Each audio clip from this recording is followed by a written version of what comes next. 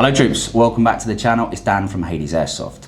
On today's episode of the Poncho podcast, I'm joined by Airsoft Cat and Dan from Maverick BTN. We'll put all of their Instagram tags on the bottom of the screen.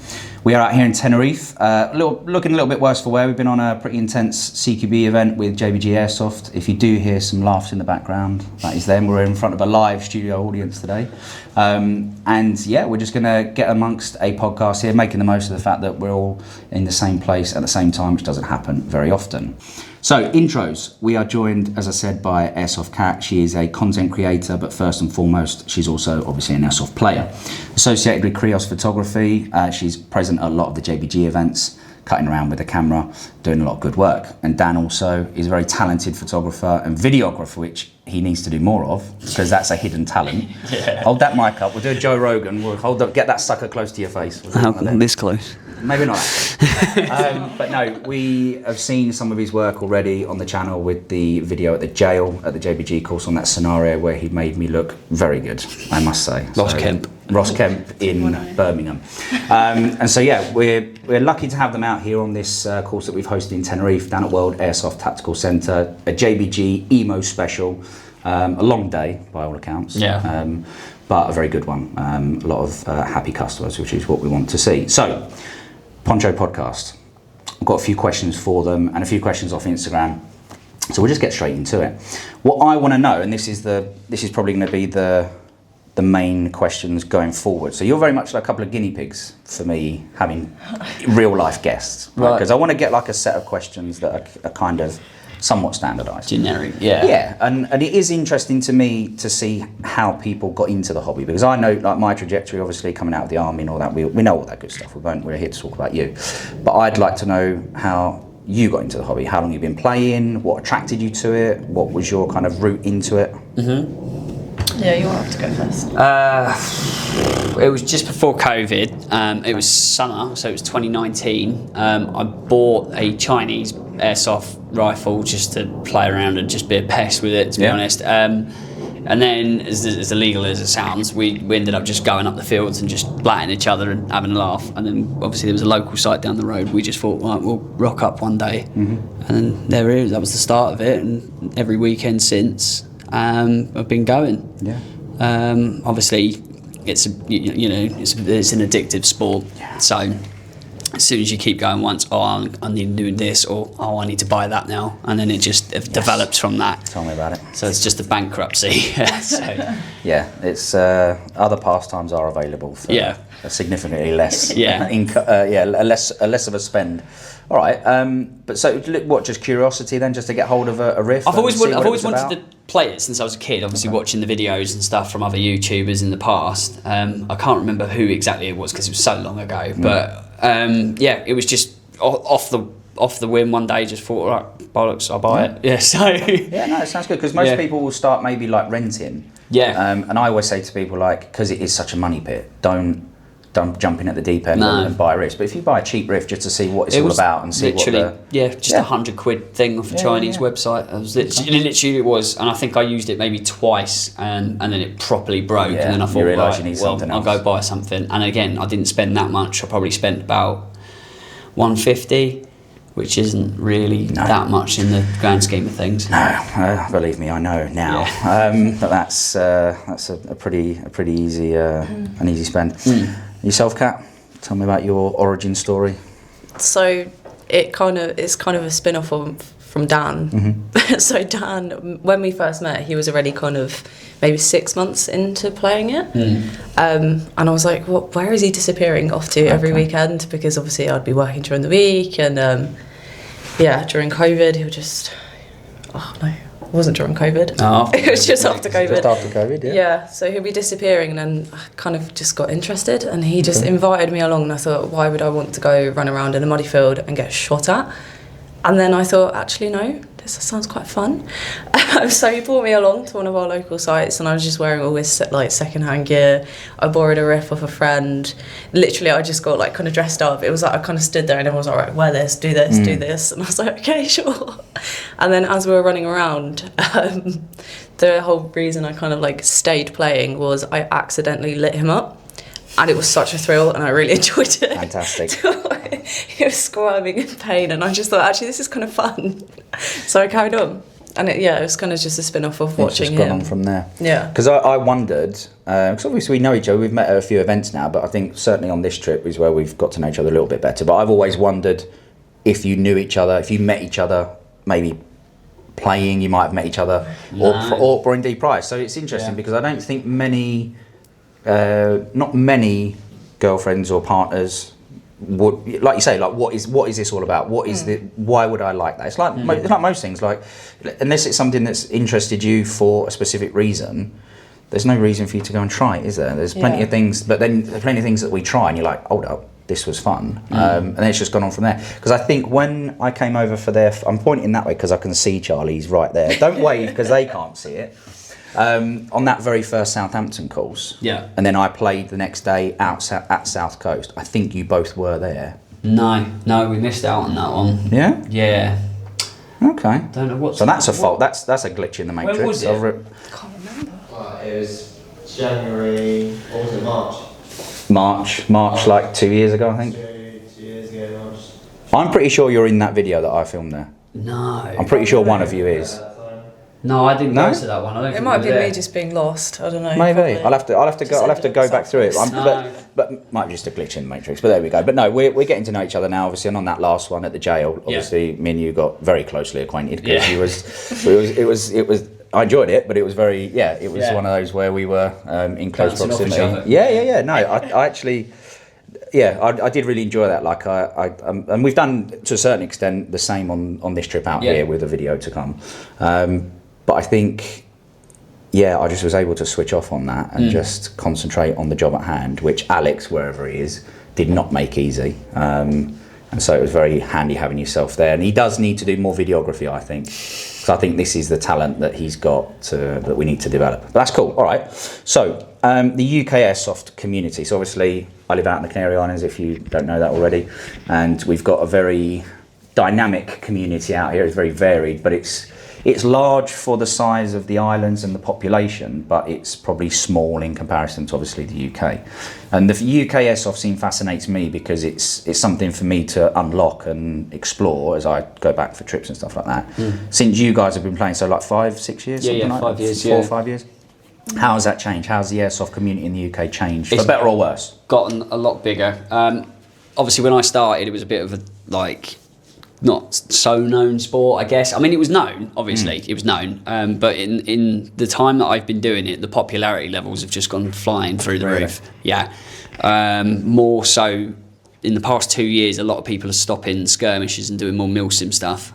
Okay. Because the recipe for skirmish is just becoming a bit of a unorganised disaster, and I think people want that situation, sort of narrative. You can have such a varied day at a skirmish, can't you? Yeah. And you can have a good day or a bad day. Yeah. And I think what fascinated me about the UK, and I think it might have even been on one of those first visits, where people were telling me how far they travelled. Yeah. And there were guys coming to. There was at that South Coast game. There was somebody that had driven from Wales. Yeah. Like 4 hours. Yeah. And obviously, so I live on Gran Canaria, as we know, and that's like the longest you could drive to an airsoft from where I live anyway is about an hour tops. And people sometimes are like, I'm not driving an hour to an hour there and back, 2 hours. I'm not doing that to play an airsoft game, which is highly variable. So to me, it fascinates me that in the UK, people are willing to drive 4 hours for a skirmish that could end up in a row, could end up having a bad day. Obviously, you're rolling the dice, you can have a good day. But that fascinates me about the UK scene. I think that's why a lot of people are jumping over to milsims, because they don't want to pay for a day that could go really bad. So I think a lot of people... I've only been to battle sims and stuff, but I do see a lot more sportsmanship there than I do at a skirmish. Interesting. Depending on where it is, we'll put it like that. Yeah. Sure. But So is that like areas in the UK are better known than others, or have better reps than others? I think that just depends on who you hear it from. Yeah. Like, it could be someone at their local site and they're like, oh, this is the best site ever, because they might be very close with the owners or anything, and they may get away with a little bit more. Sure. Not saying that is always the case, but sometimes it is. Because it's getting quite large as well, and how rapidly it's expanding. You do get a lot of Chinese whispers and stuff like that going around. It's sure. You could go to a site and say, oh, I had a really bad day because of the marshals or whatever, and then that will refer back to the site, and then it's just completely off. Just one person's bad experience, but then someone else could have a good experience. You don't want to kind of paint the site with a bad name due to one bad game day. Like, they could have like 90% like great days, but you've just heard from that one person that's been there once. Well, it's like that thing, isn't it? Like if it's a good experience, you'll tell one or two people. If it's a bad experience, you'll tell 10 people. Yeah, exactly. So it's probably a little bit of that, but that's interesting. Yeah. Okay. And how far do you two travel for games? Not events, nothing JVG related, but like just a game, a skirmish. We've done the whole country before from one. Well, we're in the south, like south as south as you can get. South as you can get. We've gone up to Dirty Dog, which is it's like Newcastle way. Yeah, near Newcastle-ish. Yeah, and that's phenomenal place. Really? Yeah. Shout out Dirty Dog. Yeah. That's interesting because I've seen pictures of it, and it's difficult to gauge a site from the pictures. Yeah. But I don't. If I lived in Brighton, I'm not sure I'd drive. Well, that far. we went up there But to go visit a few friends, and then made a weekend out of it. We went up there to go see BZ Tactical, which is a massive like shop in the UK. Yeah, I know them. Yeah. And then they were like, "Oh, you've got to go Dirty Dog before you go. Like, you've got to do it." Well, okay, so we'd go check it out. I mean, I've heard things of it in the past as well, but as soon as I got there, the players, the staff, the games, it was just perfect. Everything about it was great, and the whole gameplay was great as well. The sportsmanship there, that was great. 2 out of 2 times we've gone up there. I've been out there. We went December just before New Year, and then we went up in July, and both times it was brilliant. I think because it might be more of a rainy area, people might look at it and go, "Oh no, I don't want to go there." But like, regardless of the weather, we went up there. I think once it was really muddy, that was still really fun. Yeah. And then the second time it was really hot. Yeah. It was better. completely the opposite weather. Yeah. And is it the site, the people, both? Both. The marshals are on it. You know, no one's cheating. I think because they've got quite a small community up there as well, which is the best thing about the milsim community in the UK. Everyone knows each other. Sure. So if you're shooting at someone, look, it's Dave. Like you're not, you know, they're not gonna cheat back because they don't like it. So a site like Dirty Dog, they've got quite a very community it's going. A tight unit, and I think the owners are always on it as well. They don't really take any. They don't take rubbish. anything. Yeah. So if one person does it and they let it get on, and it just infects everything. But so it kind of like polices itself, doesn't it? Like either the marshals and the community itself, because if it's a fairly tight knit community, then like you say, you know that might be someone that you may know them outside of Airsoft. If it's like here, given the size of the islands, we know it, like as you say, we just know everybody, and I think it's important to keep the sportsmanship there. It has to be there because you can have really. You can have a really bad day, so like ratio-wise, like kill to death, but you can have a really fun day. Yeah. You could have a milsim that you're absolutely hanging out. You might have lost or perhaps not had the result that you was expecting. But if you've had a good time and the sportsmanship has been good, I've had some like shockers like games, but the people that we're playing against have been really friendly and it's like out in Sweden, like some of that was really weird. It was such a dichotomy because there was some of I don't want to say the worst players, but there were some robust players, should we say? But then others were like absolutely lighting you up and then coming up to you to get like the kill card. And you're there like just having a chat and saying hello and Instagrams and all the rest of it, and it's like he's just absolutely rinsed me, but there's a good vibe. I think that's so important because it's a competitive. You're either going to win or you're going to lose. You know, but if we can have fun in there regardless and good sportsmanship, that's good. Exactly. I like the sportsmanship angle. That's cool. Yeah, interesting. All right, cool. The most challenging aspect of playing Airsoft, and this one's for Kat. Oh no. Being a lady in Airsoft. Now, we had a chat briefly before. I don't want to make this about her being necessarily a woman in Airsoft because to me she's just a player. But I do think it's useful to hear from women because I think that they are obviously few in comparison to the men. Yeah, like the minority because it is a male-dominated sport. Also, totally. Shout out UCAL. Yes, UCAL. Yeah, very good job. I feel like the most challenging thing is kind of I feel like when you walk on to the field, you just you do get looked down on a little bit. Like at the moment, I think because of UCAL, it's brought like a lot of attention to a lot of ladies just being like, no, they're just as good as you. They've got the same but some have better gear. It's like they can play just as well. But But I think the most challenging thing I've come across is just walking on the field and just kind of getting the general vibe of just being like, oh, she's a girl. And there's been a few times with GoPro footage that we have where you'd shoot someone like point blank and they'll just like kind of look at you and they're like, no, you're a girl, I'm not going to take it. Really? Yeah. What, like?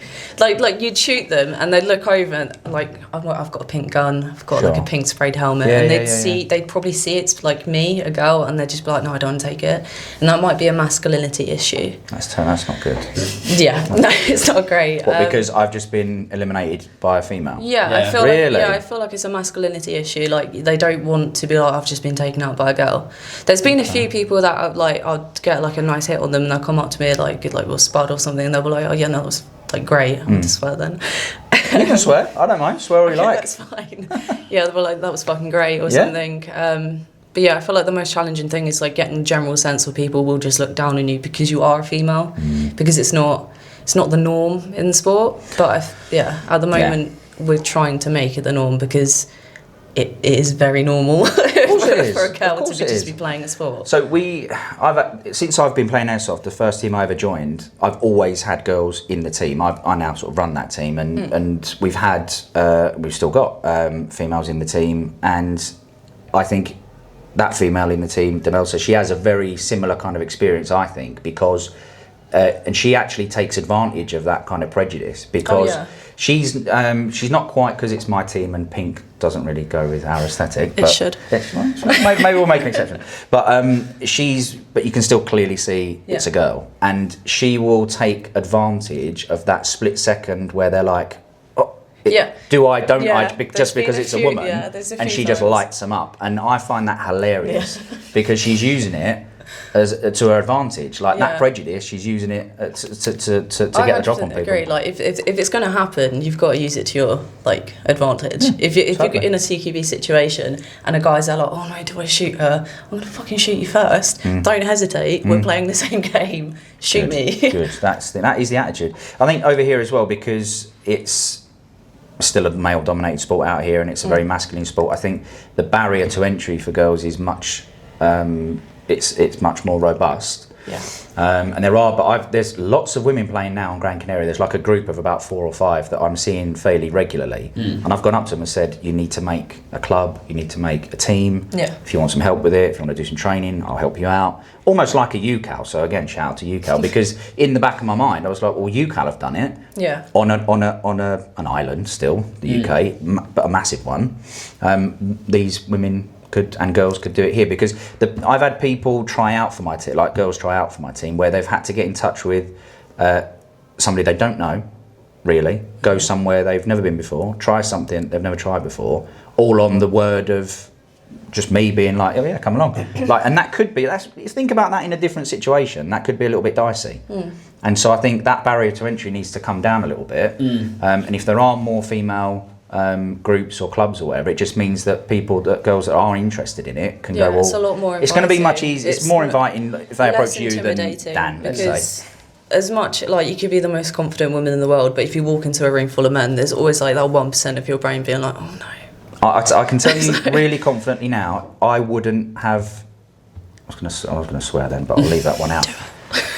I wouldn't have the bollocks to enter into if we flip that, like a hyper female dominated sport, being that 1%, even if I was super interested in it, the only sport I can think of is netball at the moment, but if I was really, really interested in playing netball, but it was this hyper dominated female competitive sport, I would not be doing it. I wouldn't have the minerals to do it. I honestly wouldn't. So shout out to any females that do want to get involved. Just take the plunge. Just do it. There's your example. You, Cal, just get amongst it. And just do it. I think I had a bit of I was brought up, I lived with my dad quite a bit, and I played football quite a lot. That's another male-dominated sport. And again, it's a sport you kind of get looked down on. I think it is a case of just getting it done. Like, just join in, do it. If you enjoy it, stick to it. If you don't, find another hobby that you do enjoy. Perfect. Even if it is another male-dominated sport, just do it. Yeah. It's got to be a confidence booster as well, though, hasn't it? Yeah, definitely. I think it should be. Yeah. Cool. Good. We'll tick that one off. That's a really good answer. Okay. What's the biggest misconception about airsoft for you? But it's a 2-part question, so it's not the softball that we were imagining. Okay. What's the biggest misconception? Yeah. But also, what cliches are spot on? Spot on. Biggest misconception. That's a hard one. Yeah, that is a hard one. Misconceptions. Yeah. What, for airsoft? Yeah. You're not in the shop. So the biggest misconception I think is kit. So you don't have to have good kit to have a good time. Yes. If you've got cheap kit, that's all you can afford. I'm not going to spend ridiculous amounts of money on kit. I like AliExpress, not going to lie. Yeah, all team you. But if you got the kit, leave the ego at home. There's just no need to bring it. And on that bombshell, follow JBG Airsoft. Fantastic. Let's go cliche then. What's the cliche about that people think about airsoft players that's actually spot on? Oh, we are all just Dorito eating, Mountain Dew drinking, sweaty nerds. Yeah.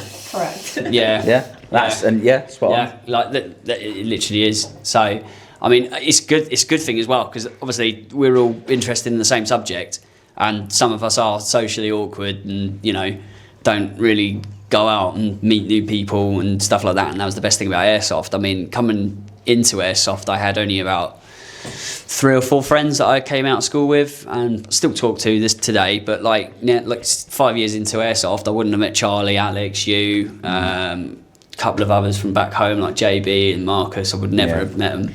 Well, I could have, but not being like what I am. Been as close As tight. Yeah. I mean, like now, like we're all here, and I wouldn't have, Yeah, because you've not travelled much, have you? No. So if you think now you're in, like 2,500 miles away from home, filming, photoing. That's not the correct term, is it? Photoing. Photoing. We'll roll with it. That's the new term, photoing. Photoing, and you're in another country, documenting another country's airsoft culture. Yeah. Like that's, and that's all because of a social sport. So yeah. Favourite moment at an event. Now, Favourite moment at an event. or favourite event, or have you got like a story of when you rinsed the whole team? What have you got? Don't look at me like this. It was Breaking Alex's riff at Shift Your Riffs. oh What riff, Alex? 10p7. I'm sorry. God. Marie, knowing you. Yeah. I offered a whole Snapped it swap. clean I said, enough. I literally What did you do to it? I went that way. I went sideways in the air. Oh, it was you. I blame Charlie. I always blame Charlie. Yeah, we blame Charlie. Yeah. Charlie said, watch your back. So I turned around to watch my back. As I've come around the corner, there is a curb. Didn't see the curb. Went like parallel. Was that the way parallel? Yeah. In the air. Snapped it as I went down. At least it wasn't my elbow though. The suppressor stopped my old elbow going down, so grateful for that. I mean, I do like Marie. I like the MWS, but apparently the MP7 is fragile. No, it's shit hot. It's Yeah. more Yeah, it's brilliant. Because you both got one. She's got one. Yeah, but I use it all the time. Yeah, but what PSI gas are you putting in it? Red.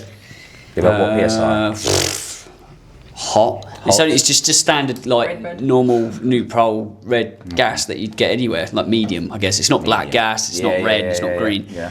Um, Because you can break it in half. Yeah, you with can. The wrong gas. yeah. If you put black I gas just through it, want to get a backplate for it. yeah, Stop stop the that thing issue, firing but back that's in. all I want to do with it because I haven't touched it and it's just great. So good. It's so good. It's the only riff that we've got that I haven't got Aaron to pull apart. And Yeah, I haven't let him Tune up. touch it. Your is it NGRS? That I used that at the jail because I ran out of ammo because Alex's speed loader is shit. Right? And I ran out of ammo. Right, come here, Alex. Name and shame. Name and shit. Don't knock the Face and camera shame. as you walk past.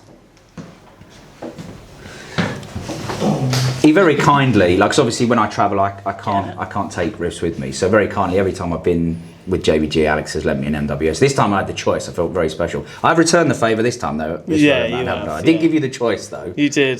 Did yeah. I? Okay, I did. Well, yeah. You said there's 2 MWSs. That's my one, and there's yours. That's me giving somebody a choice. I ran out of ammo because Alex's speed loader is not good. I shouldn't really have been firing so much if I'm being honest. And then your NGRS, yeah, that blew my socks off. Yeah. That was really, really nice. Furniture Village. Yeah, I've So got heavy. Furniture Did you Village. use the grey bit that I gave you for the speed loader? Yes, Did you? yes. And it's still only bombed them up half. I know I was like, yes, I've got 5 mags, I'm good to go. Does and mine fine? And each one had about 4 rounds in it. I could throw the same back to you. Trying to do it with the thumb thing. I find it between easier attacks. though. Do you not find it easier? Not when you're sweating trying to reload them. when you're getting shot at. I carry the two. I carry 2 small ones. Yeah. Like good to go, but like full up so they don't rattle, taped up. And I know from each one of those I can fill. With 2 of them I can fill all 6 in one go. So like at least I've not got rattly speed loads after that. I do prefer them, but hey. Might have to invest. It doesn't sound like you're a fan of it. No. But how was the riff? It was good. Yeah. It was good. Yeah. It's different, isn't it? Because you're obviously over here. You have to run no, on the end. Oh, a tracer. Tracer. Yeah, Yeah. it's 100% tracer over here. Yeah. So. Was that different for you?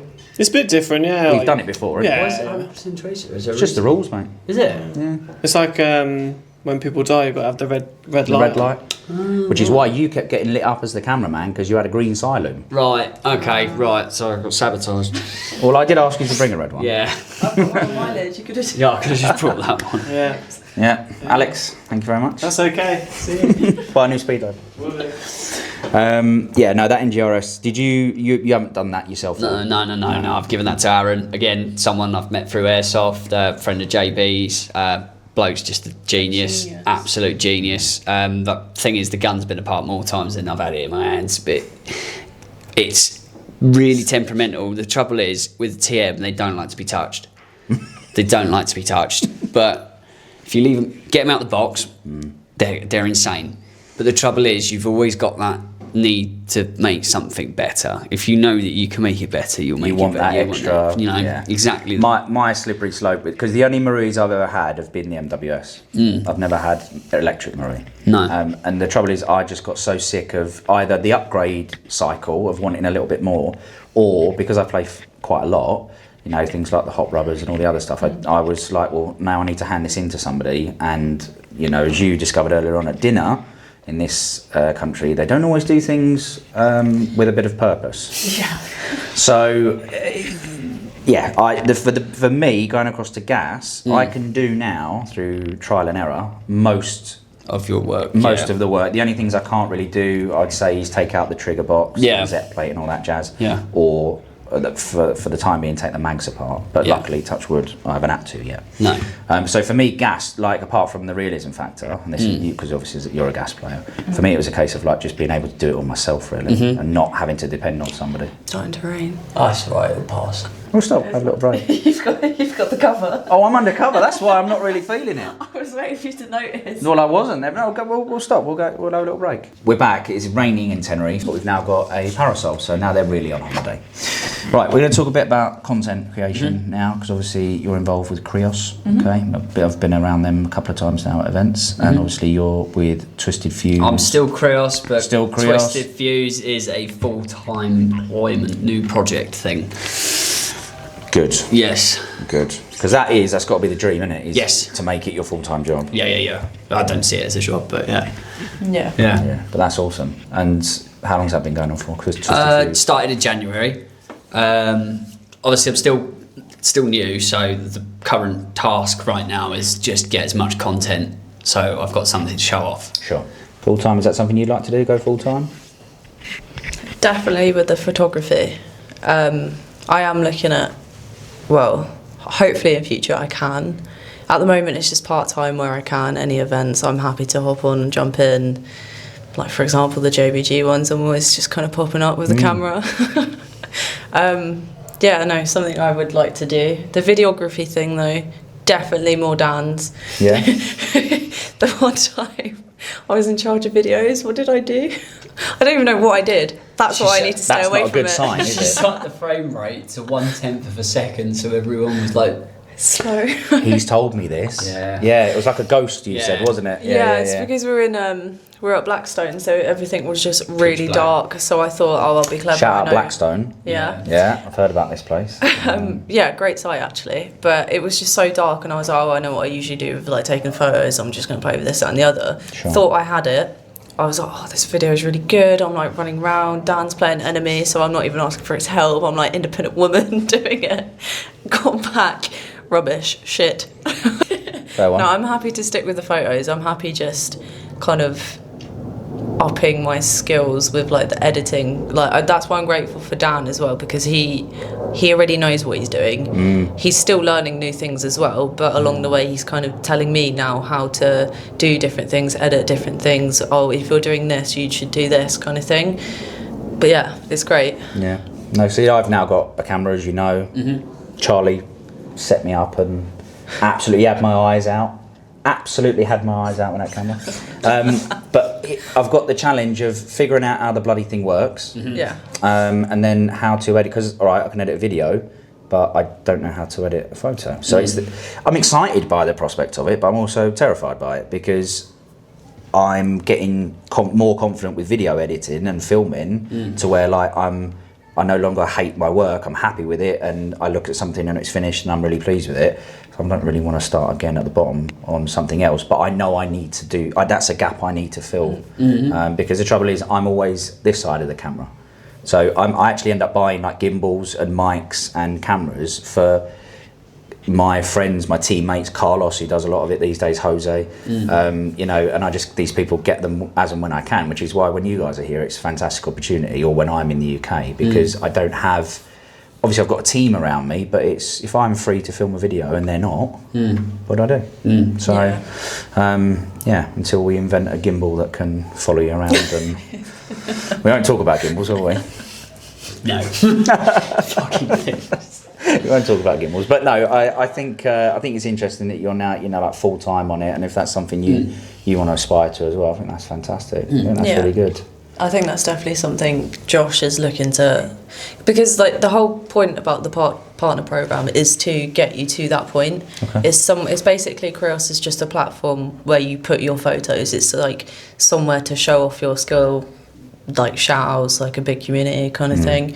So I think Josh is definitely helping me get to that point, and I'm more than confident that he will.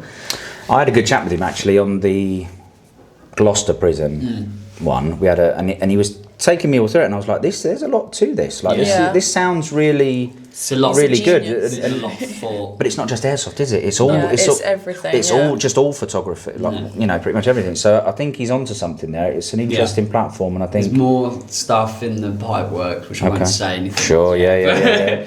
To be paid for a job is great, but then like the after, like we're still going. You don't have to tell me when it comes to editing. Exactly. You know, like with this video that we did, that we filmed, that you filmed. Yeah.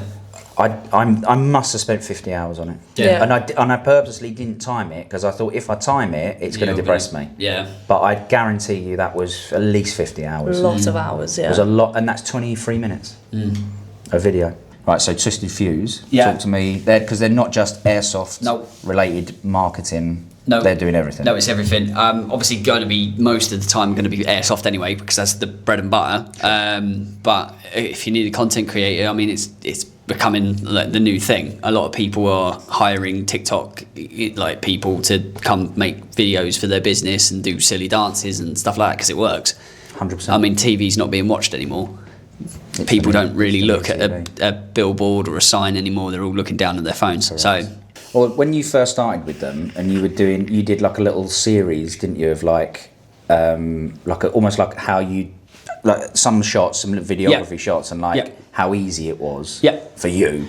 Yeah, I mean, that was off my own back. So that was I think fun. that's what got the boss's eye, was the fact that I could just take something boring, an inanimate object, and bring it to life through video. But I was messaging you saying that is too good. Yeah. Like, the reel was too. It annoyed me how good it was. Yeah. Like, it was just too good, because you had the quality of the actual reel itself, the content, but then it was you just being pretty funny and just being like trying to almost take the mask off, like demask this, because for a lot of people see it, because you mentioned like TV and advertising and all that sort of stuff. I've got no idea how to film a TV show or a film.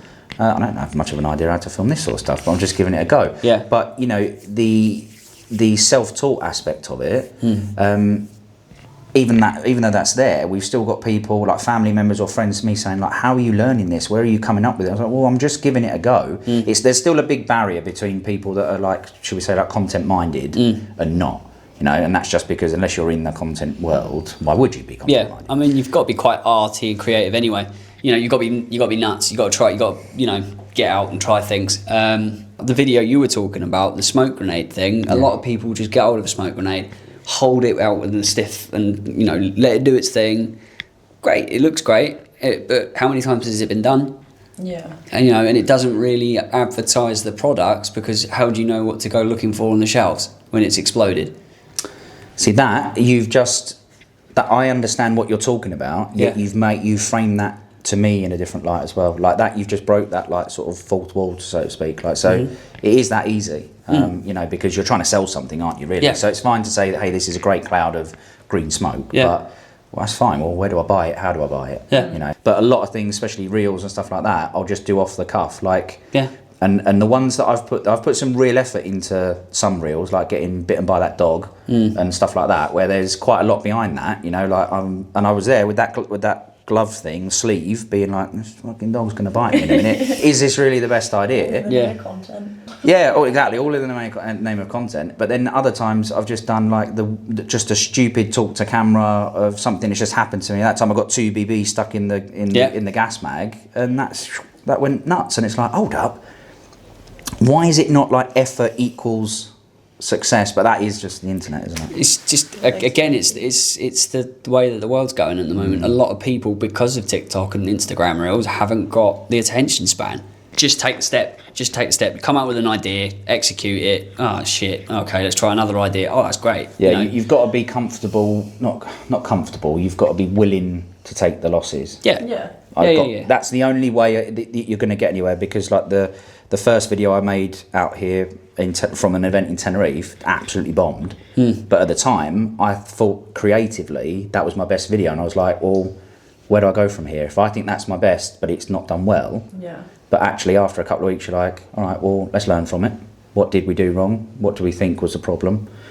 And let's see if the next one, we can rectify it. And I think unless you're willing to take the losses, you're never going to get anywhere. You're not going to improve if there's nothing to improve on. So you need to be shit. Oh. That's a good point. Give her the mic, because this is a good, profound point that we're going to, Yeah, if you've got nothing to improve on, then where'd you go? Yeah. I'm my worst critic as well. I mean, yeah, same. You know, I do, and I'm very competitive. I'm very competitive, and even Charlie gets pissed off at me. And sometimes he's like, "What? Why have you got that mindset?" And to me, it's the best mindset. You know, if I'm not looking at things and going, well, I can do better than that. Yeah. I can do better than that. I can do better than that. I want to do it, and it keeps driving me to do better every time. Yeah. So Good. All right, guys. Well, I think we're going to kind of wrap it up there. We've actually done quite a lot there. Done quite a lot, yeah. Done quite a lot. Yeah, I've run out of questions, but no, thank you very much. It's been a real pleasure to Thank actually you for having us. get it done in real life and not over Zoom or whatever. Yeah. If you want to see what they're doing, where should people go? Instagram? Mine's obviously Maverick _BTN. Obviously my daily at the moment because of work would be Twisted Fuse, Twisted_Fuse. Caitlin is. Don't do it. They're going to put me off now. Airsoft_cat, but it's C4T, and it is cat. There's a lot of people that say Charlie 4 Tango, which understandably. I've not thought that. No. We'll put them on screen. They'll all be on screen. Don't worry. You'll find them. But please go and check them out. Or Krios Photography. Yeah. So check out Krios Photography. JBG, obviously, worth a look as well. Not that they need the extra publicity at the moment. But yeah, so please check out what they're doing. They're obviously really great people. So if you need to get in touch with them, I'm pretty sure that they'll reach back out to you, photography-wise, and you know, just community generally, just being pillars of the airsoft community in the UK that they are. Thank you very much, guys. Thank you. Thank you. So that is the Poncho podcast for today done. Another one in person. More to come in the future. Maybe some remote ones. Maybe some little bit more travelling if we get the right guests. But thank you very much for watching, troops, and we'll see you next time on the channel. Bye. And that is a wrap. Done. Thank you very much.